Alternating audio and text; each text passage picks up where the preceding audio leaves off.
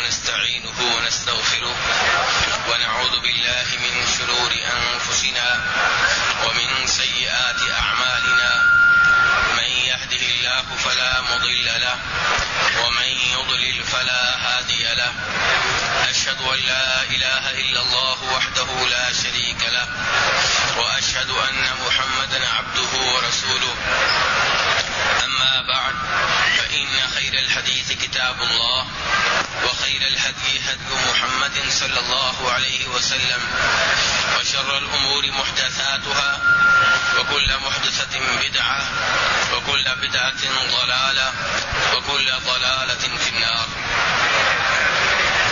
میرے بھائیو، آج بھی امام نووی رحمہ اللہ کی مشہور و معروف کتاب الاربعین کی احادیث میں سے ایک حدیث آپ کے سامنے رکھوں گا، اور یہ وہ حدیث ہے جسے امام بخاری نے، امام مسلم نے اور دیگر حدیث کے کئی اماموں نے اپنی اپنی احادیث کی کتب میں جگہ دی ہے. اس حدیث کو نبی علیہ الصلوۃ والسلام سے روایت کرنے والے صحابی کا نام ہے عبداللہ ابن عمر رضی اللہ تعالی عنہما. کہتے ہیں کہ فرمایا نبی علیہ الصلوۃ والسلام نے کہ امرت ان اقاتل الناس حتى يشهدوا ان لا اله الا الله واني رسول الله ويقيموا الصلاة ويؤتوا الزكاة فإذا فعلوها عصموا مني دماءهم وأموالهم إلا بحقها وحسابهم على الله. یہ حدیث بڑی عظیم حدیث ہے. اصل میں ہوا یوں تھا کہ جب نبی علیہ الصلوۃ والسلام فوت ہو گئے اور جناب ابو بکر صدیق رضی اللہ عنہ کو خلیفہ مقرر کر دیا گیا، تو کئی لوگوں نے مسلمہ کذاب کو نبی مان لیا، حالانکہ وہ دجال تھا، جھوٹا تھا. اور کئی لوگ ایسے تھے جنہوں نے زکوٰۃ دینے سے انکار کر دیا. کیوں؟ کہنے لگے کہ زکوٰۃ لینے کا حق صرف نبی علیہ الصلوۃ والسلام کو تھا، آپ کے بعد آپ کے آنے والے خلیفہ، آپ کے بعد آنے والے حکمران، انہیں اس بات کا حق نہیں ہے کہ وہ مسلمانوں سے پبلک سے زکوٰۃ لیں. جناب ابو بکر صدیق رضی اللہ عنہ نے اس موقع پہ ایمانی جرأت کا مظاہرہ کیا. مدینہ میں اس وقت حالات بڑے خطرناک تھے. ایک طرف یہ سن رہے تھے کہ روم، جو اس وقت سپر پاور کی حیثیت رکھتے تھے، وہ مدینہ پہ حملہ آور ہونا چاہتے ہیں، اور ایک طرف مسلمہ کذاب اور اس کے پیروکاروں کا مقابلہ کرنا تھا، اور تیسری طرف یہ لوگ تھے جو زکوٰۃ کے منکر تھے. اب اس موقع پہ بہت سے صحابہ کرام یہ سمجھتے تھے کہ حکمت کا تقاضا یہ ہے کہ رومیوں سے مقابلہ کیا جائے، مسلمہ کذاب اور اس کے پیروکاروں سے مقابلہ کیا جائے، لیکن جو زکوٰۃ کے منکرین ہیں انہیں کچھ نہ کہا جائے، کیونکہ ایک ہی وقت میں اتنے دشمنوں کا مقابلہ مشکل ہے. جناب عمر فاروق رضی اللہ عنہ جناب ابو بکر صدیق رضی اللہ عنہ کو مسلسل زکوٰۃ کے منکرین سے لڑنے سے روک رہے تھے کہ ان سے آپ نہ لڑیں، کیونکہ انہوں نے کلمہ پڑھا ہوا ہے، یہ نماز ادا کرتے ہیں، صرف ایک زکوٰۃ کا مسئلہ ہے. حتیٰ کہ ایک دن جناب عمر فاروق رضی اللہ عنہ نے جناب صدیق سے کہا کہ آپ ان لوگوں سے کیسے لڑیں گے جنہوں نے توحید کا اقرار کر لیا، شرک وہ نہیں کرتے، نبی علیہ الصلوۃ والسلام کو رسول بلکہ آخری رسول مان لیا،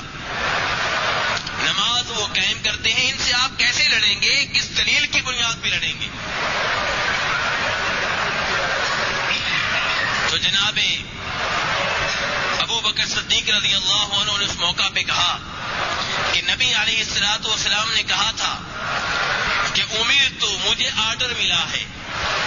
نبی علیہ الصلوۃ والسلام کو بھی آرڈر ملا کرتے تھے، کس کی جانب سے؟ اللہ کی جانب سے. اس کا مطلب یہ ہے کہ آپ بھی اللہ کے آرڈر کے منتظر رہا کرتے تھے. جیسے عام لوگوں پہ اللہ کا آرڈر چلتا ہے، آپ پہ بھی اللہ کا آرڈر چلتا تھا. تو آپ کہہ رہے ہیں مجھے آرڈر ملا ہے. کیا آرڈر ملا ہے؟ کہ میں لوگوں سے لڑوں، لوگوں سے جہاد کروں. حتی یشہدوا ان لا الہ الا اللہ، اس وقت تک لڑتا رہوں، جہاد کرتا رہوں جب تک کہ یہ اس بات کا اعلان نہ کر دیں، اس بات کا اعتراف نہ کر لیں، اس بات کی گواہی نہ دے لیں کہ اللہ کے سوا کوئی سچا معبود نہیں ہے، اور محمد یعنی کہ میں اللہ کا رسول ہوں، اور نماز قائم کریں اور زکوٰۃ ادا کریں. میرے بھائیو، اسلام، دین اسلام بالکل واضح ہے.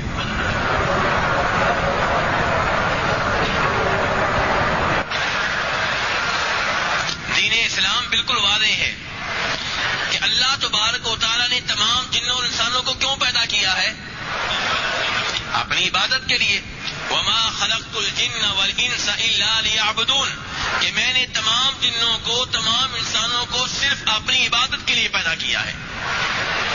جس کام کے لیے پیدا کیا گیا ہے وہ کام اگر یہ بندے نہ کریں تو انہیں اللہ کی زمین پہ اور اللہ کے آسمان کے نیچے زندہ رہنے کا حق حاصل نہیں ہے.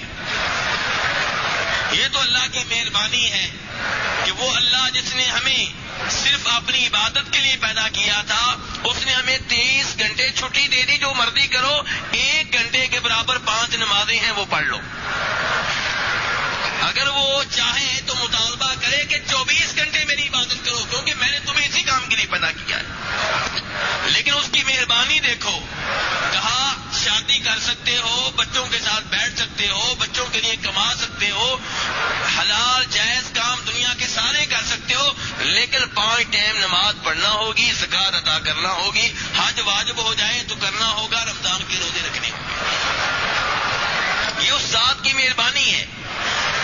اگر ہم میں سے کسی کا کوئی ڈرائیور ہو، اسے ہم تنخواہ دیتے ہوں، کوئی نوکر رکھا ہو اسے تنخواہ دیتے ہوں، گھر میں نوکرانی رکھی ہو اسے تنخواہ دیتے ہوں، اور نوکرانی گھر کے کام نہ کرے، نوکر گھر کے کام نہ کرے، ڈرائیور تنخواہ لے ڈرائیونگ نہ کرے، ہم اسے کبھی بھی گھر میں نہیں رہنے دیں گے.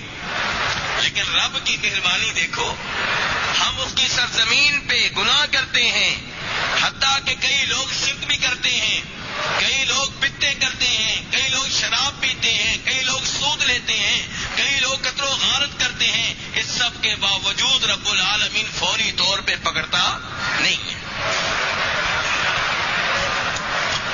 تو میرے بھائیو، یہ زمین بنی ہے کہ اس پہ اللہ کی عبادت کی جائے. اب اگر کوئی دین اسلام قبول نہیں کرتا، توحید و رسالت کو قبول نہیں کرتا، تو اس سے کہا گیا ہے کہ اگر مسلمانوں کی حکومت کے تابع ہو کے رہنا چاہتے ہو، مسلمان سرزمین، مسلمان ملک میں رہنا چاہتے ہو، تو تمہیں جزیہ دینا ہوگا، ٹیکس دینا ہوگا. جب ٹیکس ادا کرو گے، جزیہ ادا کرو گے، تمہیں کچھ نہیں کہا جائے گا. تمہاری جان محفوظ، تمہارا مال محفوظ، تمہاری اولاد محفوظ، اور مسلمان حکومت کی ذمہ داری ہوگی کہ تمہاری حفاظت کرے. اور اگر تم اسلام قبول نہیں کرتے، توحید و رسالت نہیں اپناتے، جزیہ بھی ادا نہیں کرتے، پھر لڑنے کے لیے تیار ہو جاؤ. اور فرماتے ہیں نبی علیہ الصلوۃ والسلام کہ مجھے حکم ملا اس وقت تک لڑتا رہوں جب تک کہ لوگ توحید کا اقرار نہ کر لیں، مجھے رسول نہ مان لیں، نماز قائم نہ کریں، زکوٰۃ ادا نہ کریں. یہ 3 کام کریں گے تب جا کے لوگوں کی جان محفوظ ہوگی، لوگوں کا مال محفوظ ہوگا. اگر کوئی آدمی توحید کا اعتراف کر لیتا ہے، یعنی کہ یہ مان لیتا ہے کہ اللہ عبادت کا حقدار ہے، یہ توحید ہے میرے بھائیوں؟ نہیں، یہ توحید نہیں ہے. یہ توحید نہیں ہے. یہ مان لینا کہ اللہ عبادت کا حقدار ہے، یہ توحید نہیں ہے، اللہ کی قسم یہ توحید نہیں ہے۔ اگر اس کا نام توحید ہوتا تو مکہ کے لوگ سب سے پہلے موحد ہوتے۔ توحید یہ ہے کہ اللہ عبادت کا حقدار ہے اور اللہ کے سوا کوئی اور عبادت کا حقدار نہیں ہے، یہ ہے توحید۔ ورنہ مکہ کے مشرک اللہ کی عبادت کرتے تھے، حج وہ کرتے تھے، عمرہ وہ کرتے تھے، طواف وہ کرتے تھے، بیت اللہ انہوں نے تعمیر کیا تھا، بیت اللہ کے متولی تھے، حاجیوں کی خدمت کرتے تھے، حاجیوں کو سدو بلاتے تھے، لیکن پھر بھی کافر کے کافر ٹھہرے، مشرک کے مشرک ٹھہرے۔ کیوں؟ کیونکہ ساتھ ساتھ اوروں کی عبادت بھی کرتے تھے۔ اوروں کو کیا اللہ کے برابر سمجھتے تھے؟ جی نہیں، اللہ کے برابر نہیں سمجھتے تھے۔ انہوں نے بھی وہی سلسلہ چلا رکھا تھا جو افسوس سے کہنا پڑتا آج کئی مسلمانوں نے چلا رکھا ہے۔ وہ بھی کہتے تھے یہ بزرگ ہیں اور یہ اصل نہیں ہے، یہ رب کے برابر نہیں ہے، یہ تو وسیلہ ہے، یہ تو ذریعہ ہے، یہ تو سیڑھی ہے، اللہ کے قریب کر دیتے ہیں، اللہ کے ہاں ہماری سفارش کرتی ہیں۔ یہ اپنی طرف سے نہیں کہہ رہا، قرآن پاک پڑھ کے دیکھ لیجیے، 23واں پارہ سورہ زمر، ابتدائی آیات، والذین اتخذوا من دونہ اولیاء، وہ لوگ جنہوں نے اللہ کے سوا ولی بنا رکھے ہیں۔ کوئی یہ نہ کہے بتوں والی آیتیں ہیں، وہ لوگ جنہوں نے اللہ کے سوا اولیاء ولی بنا رکھے ہیں۔ ان سے پوچھا جائے ان کو ولی کیوں بنایا ہوا ہے، ان کی عبادت کیوں کرتے ہو، ان کی پرستش کیوں کرتے ہو، ان کے نام پہ بکرے ذبح کیوں کرتے ہو، ان کے نام پہ طواف کیوں کرتے ہو، ان کو کیوں پکارتے ہو، ان کو کیوں مشکل کشا سمجھتے ہو، ان کو کیوں حاجت روا سمجھتے ہو؟ کہتے ہیں ما نعبدهم الا لیقربونا الی اللہ زلفی، ہم یہ مانتے ہیں کہ ہم ان کی عبادت کرتے ہیں لیکن ان کو اصل نہیں مانتے، الا لیقربونا الی اللہ زلفی، یہ ہمیں اللہ کے قریب کر دیتے ہیں۔ ان کے نام پہ بکرا ذبح کیوں ہوتا ہے کہ اللہ کے قریب کر دیتے ہیں، یہ اصل نہیں ہے۔ اور 11ویں اس بارے میں فرمایا وَيَقُولُونَ هَؤُلَاءِ شُفَعَاؤُنَا عِندَ اللَّهِ، یہ اللہ کے ہاں ہمارے سفارشی ہیں۔ کئی لوگ کہتے ہیں لو جی یہ ایتے ہمارے اوپر پڑھتے ہو، مکہ والے تو بتوں کی پرستش کرتے تھے، ہم بتوں کی تھوڑی کرتے ہیں، وہ تو بتوں کو پکارتے تھے، بے جان چیزوں کو پکارتے تھے، اور ہم بزرگوں کو پکارتے ہیں، آپ ہمیں ان سے کیوں ملا دیتے ہو؟ میرے بھائیو، یہی غلط فہمیاں ہیں، یہی غلط فہمیاں ہیں۔ لات کے بارے میں آپ جانتے ہیں لات کیا چیز تھی؟ کھولیے بخاری شریف، پوچھیے عبداللہ ابن عباس رضی اللہ عنہما سے کہ لات کیا چیز ہے؟ کہتے ہیں کانا رجولن، یہ لات ایک آدمی تھا۔ کون تھا میرے بھائیو؟ لات ایک آدمی تھا، حاجیوں کی خدمت کرتا تھا، حاجیوں کو سدو پلایا کرتا تھا، ان کا نیک آدمی تھا۔ جب فوت ہو گیا تو پھر اس کے نام پہ یادگار قائم کر لی گئی، لوگ یادگار پہ جب آتے تھے، یادگار کے سامنے عبادت کرتے تھے، یادگار کو پکارتے تھے تو وہ جانتے تھے اس کے پیچھے بزرگ ہے۔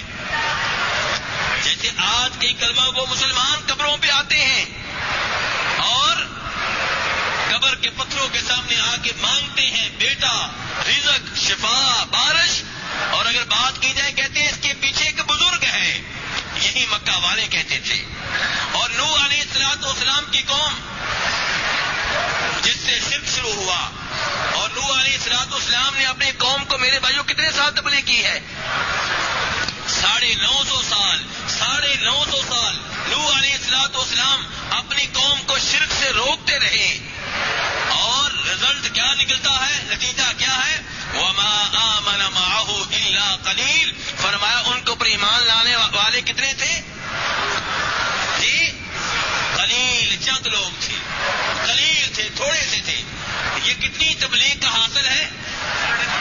950 سال کی تبلیغ کا نتیجہ کیا ہے؟ تھوڑے سے لوگ ایمان لائے ہیں۔ تو کیا نوح علیہ السلام نعوذ باللہ ناکام ہو گئے تھے؟ نہیں، وہ کامیاب ہیں۔ ان کا کام تھا دعوت دے دینا، تبلیغ کر دینا، توحید کا پیغام پہنچا دینا۔ انہوں نے حق ادا کر دیا، انہوں نے کوئی کمی نہیں کی، کوئی کوتاہی نہیں کی۔ اگر قوم نہ مانے تو نبی کیا کر سکتی ہے؟ جب شرک شروع ہو جائے تو اسے ختم کرنا بڑا مشکل ہوتا ہے۔ آج جو قبر والوں کو پکارتے ہیں، ان سے بات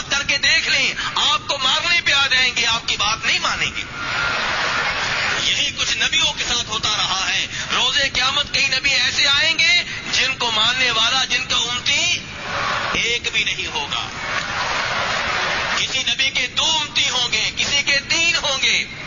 سواد اعظم پہ فخر کرنے والوں, کثرت پہ فخر کرنے والوں, سن لو, معیار سواد اعظم نہیں ہے, معیار حق ہے, چاہے حق کے اوپر ایک آدمی ہو. ابراہیم علیہ السلام تنہا امت تھے. تو کہنا چاہتا ہوں کہ یہ شرک جس کو ختم کرنے پہ نوح علیہ السلام نے اپنی زندگی کے 950 سال وقف کر دیے, ختم نہیں کر سکے. شروع کیسے ہوا تھا؟ عبداللہ ابن عباس فرماتے ہیں, بخاری شریف کی روایت ہے کہ ان کی قوم میں 5 بزرگ تھے, 5 پاک تھے, 5 بزرگ تھے. ان کے نام قرآن پاک میں آئے ہیں. کس صورت میں آئے ہیں؟ سورہ نوح میں. وقالوا لا تذرن آلهتكم ولا تذرن ودا ولا سواع ولا يغوث ويعوق ونسرا. یہ 5 بزرگ تھے. ان کے فوت ہو گئے. کہنے لگے بڑے قیمتی لوگ, بڑے نیک لوگ, بڑے مقام و مرتبے والے لوگ ہم سے اٹھ گئے, اب کیا بنے گا؟ ان کے عقل مند لوگ جمع ہوئے, کہنے لگے ان کی نشانیاں قائم کر لو. جہاں جہاں بیٹھ کے اللہ کی عبادت کرتے تھے وہاں ان کی یادگاریں قائم کر لو. کیا فائدہ ہوگا جی؟ یادگاروں پہ آیا کریں گے, یادگاروں کو دیکھ کے رب یاد آ جایا کرے گا, رب کی عبادت کیا کریں گے. نیت اچھی تھی, طریقہ اچھا نہیں تھا, یادگاریں قائم ہو گئیں. لوگ وہاں پہ آ کے عبادت کرنے لگے. کس کی؟ اللہ کی. اللہ کی یادگاروں کے پاس آ کے عبادت کس کی کرنے لگے؟ اللہ کی. ایک نسل ختم ہوئی, دوسری ختم ہوئی. شیطان موقع کی تاک میں تھا. اس نے ان لوگوں سے کہا کہ تمہارے بڑے انہی کو آ کے سجدہ کرتے تھے, انہی کو رکوع کرتے تھے, انہی کے سامنے ہاتھ پھیلاتے تھے, انہی سے مانگتے تھے, انہی سے دعا کرتے تھے, انہی سے شفا لیتے تھے. چنانچہ شرک شروع ہو گیا. ایسا شروع ہوا, اس نے ایسی جڑ پکڑی کہ نوح علیہ السلام جیسا عظیم پیغمبر, عظیم نبی 950 سال تبلیغ کی ہے, صبح و شام کی ہے, دن رات تو کی ہے, کبھی سرگوشیوں کے ساتھ کی ہے, کبھی آستہ آواز سے کی ہے, کبھی بلند آواز سے کی ہے, کبھی ایک آدمی کو پکڑ کے کی ہے, کبھی مجمع عام میں کی ہے. لیکن رزلٹ قرآن پاک یہ دیتا ہے کہ وَمَا آمَنَ مَعَهُ إِلَّا قَلِيلٌ. ان کے اوپر ایمان لانے والے تھوڑے تھے, اور تو اور ان کا بیٹا بھی ان کے ساتھ نہیں تھا, ان کی بیگم ان کے ساتھ نہیں تھی.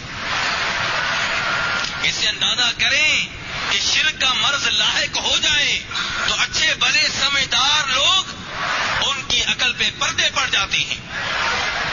آپ نے دیکھا ہوگا اچھے بڑے پوری دنیا کا سسٹم چلانے والے, وزارتیں چلانے والے قبروں کے سامنے سر جھکائے کھڑے ہوں گے, چادریں چڑھا رہے ہوں گے, پھول چڑھا رہے ہوں گے, قبر والے سے مانگ رہے ہوں گے. آپ کو حیرت ہوگی, لیکن حیرت کی بات کوئی نہیں ہے, یہ پہلے سے چلا آ رہا ہے.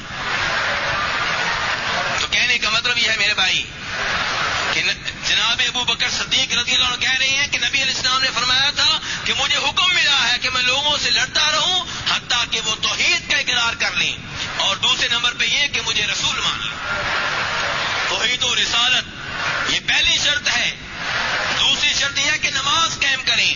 پتہ چلا جو توحید و رسالت کا اقرار کر لے لیکن نماز قائم نہ کرے, اس کا خون محفوظ نہیں ہے, اس کا مال محفوظ نہیں ہے. اسلامی حکومت اس کے خلاف کارروائی کر سکتی ہے, لیکن عام لوگ کارروائی نہیں کریں گے, گروپ نہیں بنیں گے. یہ نہیں ہے کہ ایک جماعت ادھر سے جناب جس کو پکڑ لیا, یہ نماز نہیں پڑھتا مار دو گولی, یہ سسٹم نہیں چلے گا. یہ دہشت گردی ہے, یہ غلط ہے. لوگوں کو پکڑ کے خود ہی قتل کرنا شروع کر دینا, بغیر عدالت میں لے جائے, یہ اسلامی حکومت کا کام ہے کہ جو نماز نہیں پڑھتا اس کے خلاف کارروائی کرے, جو زکات ادا نہیں کرتا اس کے خلاف کارروائی کرے. عام لوگوں کو یہ حق حاصل نہیں ہے. بہرحال اگر کوئی نماز قائم نہیں کرتا تو حدیث بتا رہی ہے اس کا خون محفوظ نہیں ہے. اسی لیے میرے بھائیوں, امام مالک اور امام شافعی یہ 2 بڑے امام, ان کا یہ مسلک ہے, ان کا یہ مذہب ہے کہ وہ آدمی جو جان بوجھ کے نمازیں نہیں پڑھتا, نماز پڑھنے سے انکار کرتا ہے, یہ مانتا ہے کہ نماز واجب ہے پھر بھی ادا نہیں کرتا, اس کو توبہ کا موقع دیا جائے. توبہ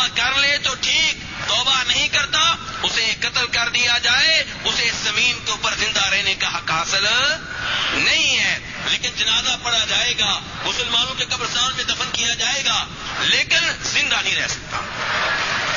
ہاں اگر توبہ کر لے، وعدہ کرے کہ آئندہ باقاعدگی سے نماز پڑھوں گا، پھر اسے چھوڑ دیا جائے۔ اور امام ابو حنیفہ رحمہ اللہ کیا کہتے ہیں؟ وہ کہتے ہیں کہ ایسے آدمی کو زمین میں آزادانہ طور پہ چلنے پھرنے کا حق حاصل نہیں ہے، اس کو گرفتار کر لو، جیل میں ڈال دو۔ اگر جیل میں وعدہ کرے کہ میں نماز پڑھا کروں گا تو ٹھیک، ورنہ جیل میں پڑا رہے حتیٰ کہ ادھر ہی فوت ہو جائے۔ نماز میرے بھائیوں، نماز سوچئے، آپ نماز میں اگر سستی کر رہے ہیں تو احکام دیکھیے کتنے سخت ہیں۔ اگر آپ کا بیٹا نماز نہیں پڑھتا تو دیکھیے شریعت اس معاملے میں کتنی سخت ہے۔ اگر آپ کی بیگم نماز نہیں پڑھتی، آپ کے رشتے دار نماز نہیں پڑھتے، آپ کے پارٹنر نماز نہیں پڑھتے تو ان کی فکر کیجیے۔ گزشتہ روز میں نے حدیث بیان کی تھی، 3 کی چیز کا نام ہے خیر خواہی کا، ان کی خیر خواہی کیجیے، انہیں جہنم کی آگ سے بچائیے۔ اور امام احمد ابن حنبل رحمہ اللہ تو یہ کہتے ہیں کہ یہ آدمی جو جان بوجھ کے مسلسل نماز نہیں پڑھتا، اسے توبہ کا موقع دو، توبہ کر لے تو ٹھیک، ورنہ اسے قتل کر دو۔ لیکن کیوں؟ کہ یہ کافر ہو چکا ہے۔ امام مالک، امام شافعی کہتے ہیں قتل کر دو، لیکن وہ کافر نہیں ہے، گنہگار ہے، مجرم ہے، لیکن کافر نہیں ہے۔ امام احمد کہتے ہیں نہیں، یہ کافر ہے۔ جب کافر ہے قتل ہو گیا، اب جنازہ نہیں پڑھیں گے، مسلمانوں کے قبرستان میں دفن نہیں کریں گے، اور اس کی اولاد اس کی وارث نہیں ہوگی کیونکہ وہ مسلمان ہے اور یہ کافر ہے۔ میرے بھائیوں، عمرے کے لیے آپ آ گئے، عمرہ آپ کو مبارک ہو، لیکن نماز عمرے سے زیادہ اہمیت رکھتی ہے۔ حج کے لیے آپ آتے ہیں، الحمدللہ اللہ آپ کا حج قبول فرمائے، لیکن نماز حج سے زیادہ اہمیت رکھتی ہے۔ نبی علیہ السلام فرما رہے ہیں کہ مجھے حکم ملا ہے کہ میں لوگوں سے لڑتا رہوں جب تک کہ توحید و رسالت کا اقرار نہ کر لیں، نماز نہ قائم کریں اور زکوٰۃ نہ دیں۔ اب عمر فاروق کہہ رہے ہیں جناب ابوبکر صدیق سے کہ آپ ان لوگوں سے کیسے لڑیں گے، کیسے تلوار چلائیں گے ان کے اوپر جو زکوٰۃ ادا نہیں کرتے ہیں، جبکہ انہوں نے کلمہ پڑھا ہوا ہے، وہ لا الہ الا اللہ محمد رسول اللہ کی گواہی دیتے ہیں۔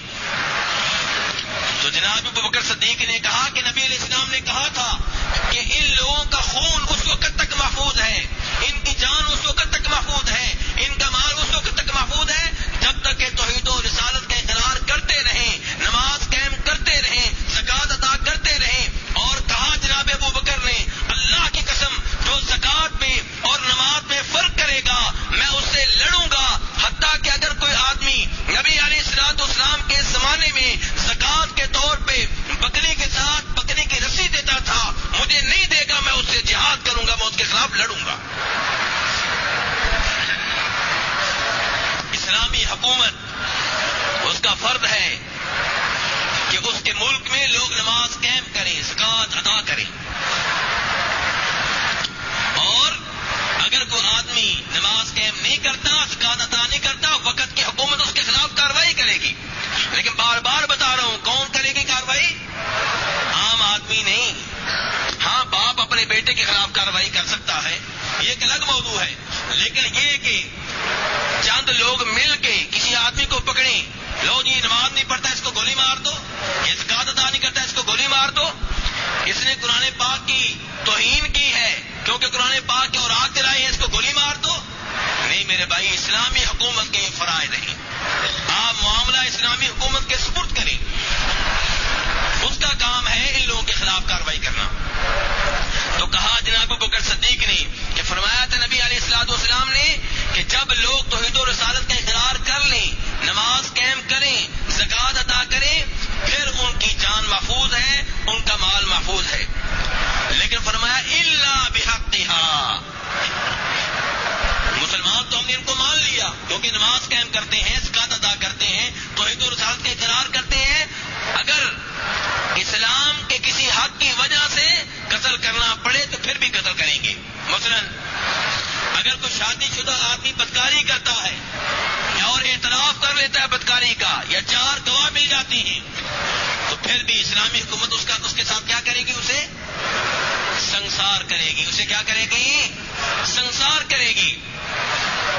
جی ہاں، سن کے کہیں آپ کے دل پریشان تو نہیں ہوئے؟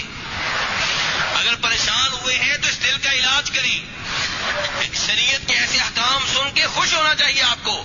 اللہ کے احکام پہ راضی ہونا چاہیے. جو اللہ نے حکم دیا وہ بہترین حکم ہے. اور جان لیں کہ اگر ایک دفعہ کسی کو سنسار کر دیا جائے پورے ملک میں امن ہو جاتا ہے.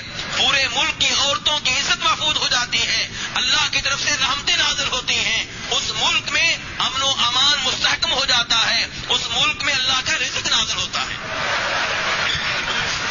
اور دوسرے نمبر پہ فرمایا اللہ بحقھا میں یہ بھی داخل ہے میرے بھائیوں کہ اگر پہلے میں نے کہا تھا کہ اگر شادی شدہ آدمی بدکاری کرے گا اسے سنسار کیا جائے گا. دوسرے نمبر پہ اگر کوئی دین اسلام قبول کر لینے کے بعد دین اسلام ترک کر دیتا ہے مرتد ہو جاتا ہے تو اس کی گردن بھی اتاری جائے گی. اسلام قبول کرنے میں زبردستی نہیں ہے لیکن قبول کرنے کے بعد چھوڑنے کی اجازت نہیں ہے. کیوں؟ یہ کافر منصوبے بناتے ہیں مسلمانوں کے دین سے لوگوں کو متنفر کرنے کے لیے پروگرام بناتے ہیں.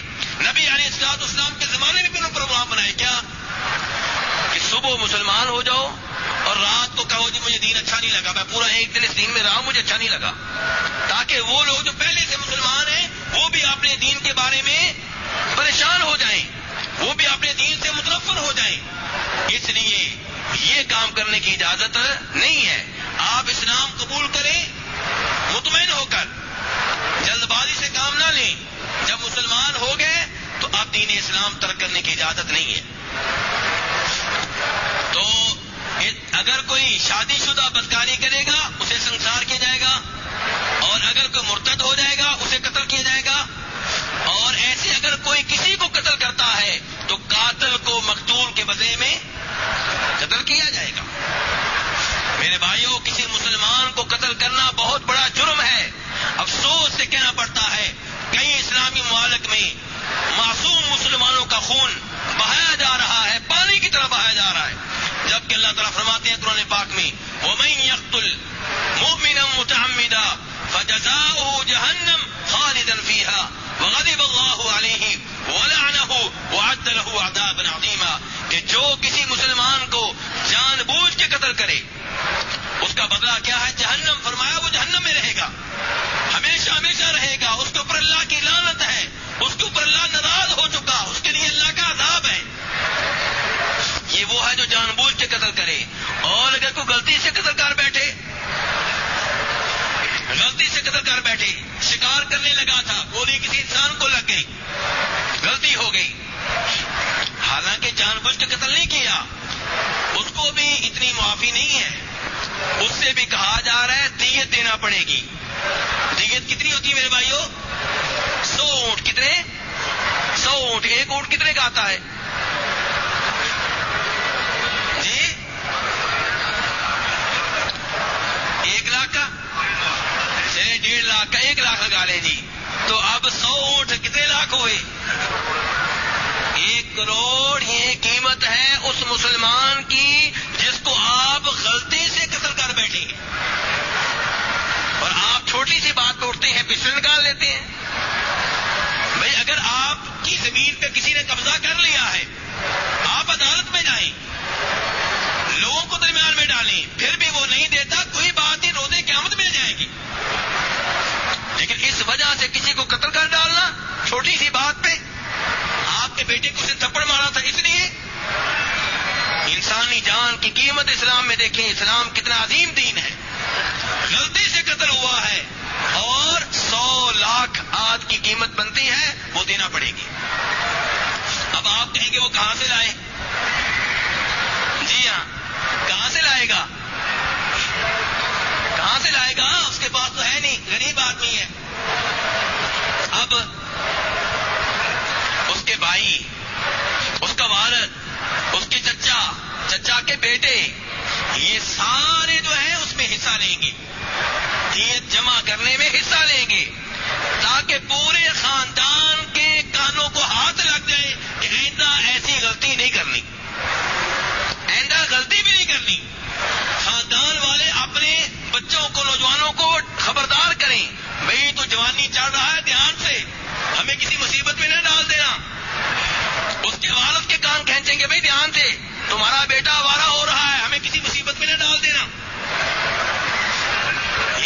اپنی جان کی قیمت ہے اسلام میں میرے بھائیوں. تو اس لیے میرے بھائیوں کسی کو ناحق قتل کرنے کی اسلام میں اجازت نہیں ہے. تو جناب ابو بکر صدیق رضی اللہ عنہ نے ان لوگوں کے خلاف جہاد کیا, ان لوگوں سے لڑے جو زکوٰۃ کے منکر تھے. اس سے پتہ چلتا ہے کہ اسلام میں زکوٰۃ کی بہت زیادہ اہمیت ہے. اور میرے بھائیوں جہاں تک تعلق ہے کسی کو قتل کرنے کا, اس بارے میں ایک دو حدیثیں جلدی میں آپ کے سامنے رکھتا ہوں, پھر آپ کے سوالوں کی طرف آتا ہوں. سوال بہت زیادہ ہیں.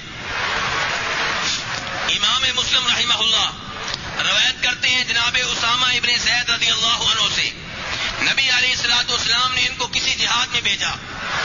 وہاں یہ اور ایک اور صحابی دونوں دوڑے ایک کافر کو پکڑنے کے لیے, اس کو قتل کرنے کے لیے. جب تلوار اٹھا لی اس نے آگے سے کہہ دیا لا الہ الا اللہ.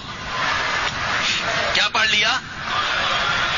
انصاری صحابی پیچھے ہٹ گئے. اسامہ بن زید نے یہ سوچا کہ یہ موت سے ڈرتے ہوئے, قتل سے ڈرتے ہوئے, تلوار سے ڈرتے ہوئے کلمہ پڑھ رہا ہے, دل سے نہیں پڑھ رہا. انہوں نے اسے قتل کر دیا. بات نبی علیہ الصلوۃ والسلام تک پہنچی تو نبی علیہ الصلوۃ والسلام نے اسامہ بن زید سے کہا تم نے اسے کیوں قتل کر دیا؟ وہ کلمہ پڑھ چکا تھا, مسلمان ہو چکا تھا. کہنے لگے نبی علیہ الصلوۃ والسلام اس نے اوپر سے کلمہ پڑھا تھا جان بچانے کے لیے, دل سے نہیں پڑھا تھا. آپ نے کہا تم اس کا دل چیر کے پتہ کر لیتے کہ دل سے پڑھا ہے کہ نہیں پڑھا. جب اس نے کلمہ پڑھ لیا تھا تم نے اسے کیسے قتل کیا؟ روز قیامت جب وہ لا الہ الا اللہ پڑھتا ہوا آئے گا تم کیا جواب دو گے؟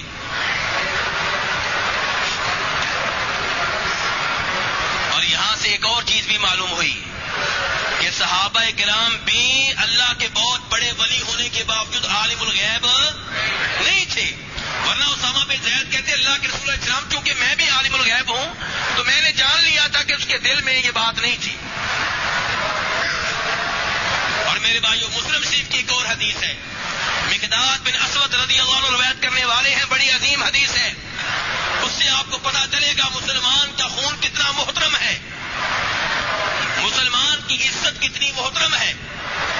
مقداد بن اسود کہتے ہیں کہ نبی علیہ الصلوۃ والسلام سے سوال ہوا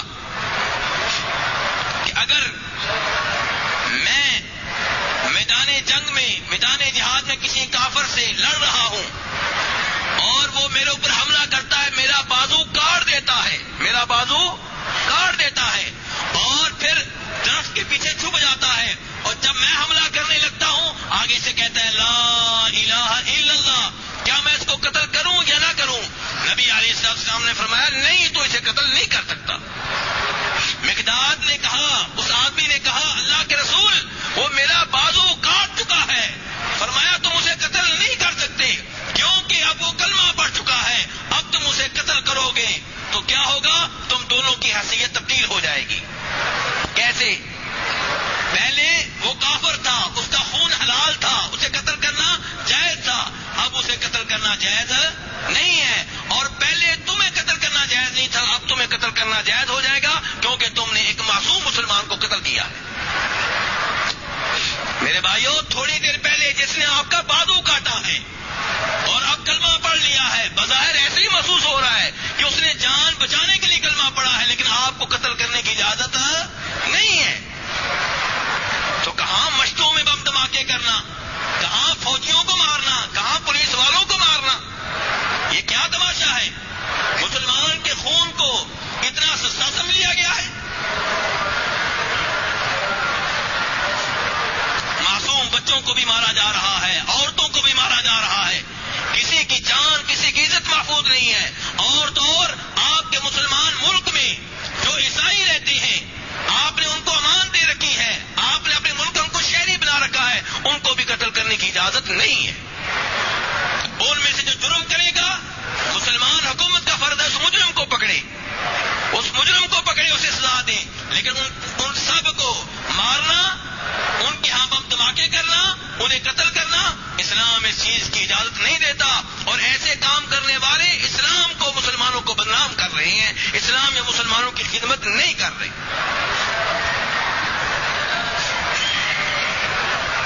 اس لیے میرے بھائیوں آپ کے دائیں بائیں آپ کے جو پڑوسی رہتے ہیں ان سے جتنا بھی جھگڑا ہو جائے، آپ کے جو رشتہ دار ہیں ان سے جتنا بھی جھگڑا ہو جائے، آپ ان کے اوپر ہتھیار نہ اٹھائیں، قتل نہ کریں، گولی نہ چلائیں، کلاشن کوف نہ استعمال کریں، پسٹل استعمال نہ کریں. آپ اپنا حق لینے کی کوشش کریں عدالت کے ذریعے، با اثر لوگوں کو درمیان میں ڈال کر. اگر حق مل جائے الحمدللہ، نہ ملے تو کئی فیصلے روز قیامت ہونے ہیں. اللہ تبارک و تعالی ہمیں دین اسلام کو صحیح معنوں میں سمجھنے کی توفیق نصیب فرمائے.